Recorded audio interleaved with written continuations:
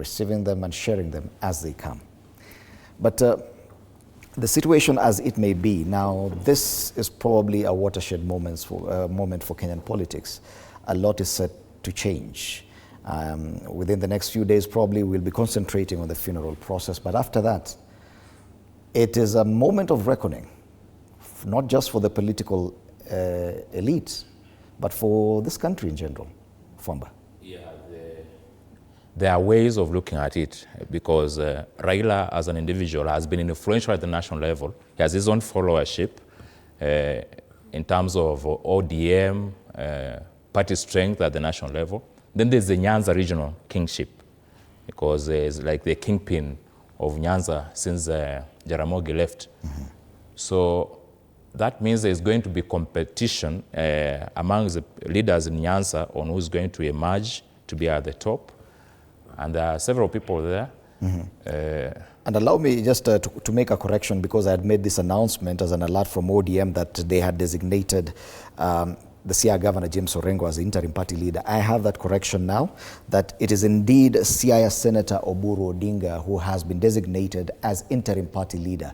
Oburu is the elder brother to Raila Odinga. He is now the interim party leader of ODM, now meaning that even the party understands that something has to happen going forward. Yes. So in that context, it's so obvious that the ODM is some kind of a family heirloom. And that's why from Raila, Oburu is a more comfortable person for everybody to be the party leader, as opposed to all these other people, because ultimately they'll be competing on who is bigger than the other. They do not have that respectable figure that is above all of them. And that's why ODM's power will fizzle out. But on the other hand, I think the president has an advantage right now when it goes to towards 2027 elections, because having been friends with the Raila, it is so easy and so demonstrable that when he goes back to Raila's supporters, he'll say, this is what we discussed with the Raila and this is what we agreed, and let's continue working together. So it's going to be much easier for him, as opposed to the previous situation where they were in an antagonistic situation. So back to the constituents of Raila Odinga, there's that, I've talked about the Nyanza one, and then there's the national constituency. That's where the ODM followership will still find opportunity at a very individual level.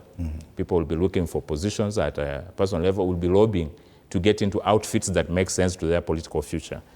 In ODM, things have never been that easy for a good number of people.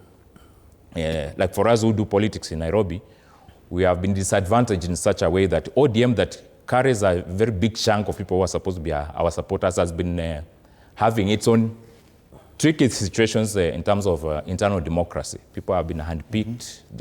So there are people who are mourning, but mourning for different reasons. There are people whose political careers have now gone. Like right now in Nairobi, if we'll go to elections, we'll be competing fairly, all of us. That you have to present your ideas.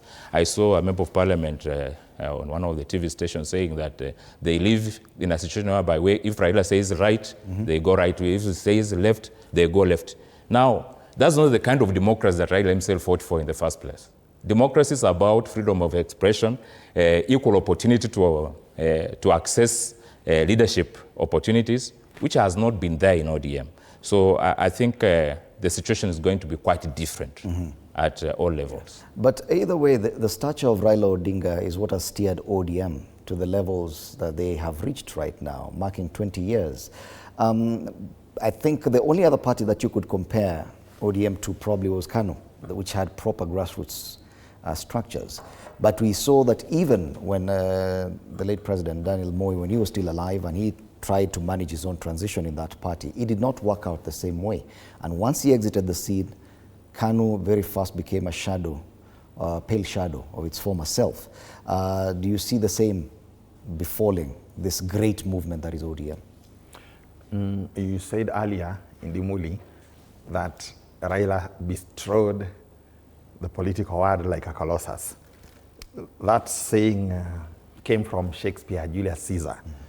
Indeed, it was Julius Caesar who bestrode the politics of Rome ages ago like a colossus, a huge statue. From end to end, there he was. My colleague earlier here said, here was Raila, when comes such another. It was also Shakespeare, speaking of Caesar.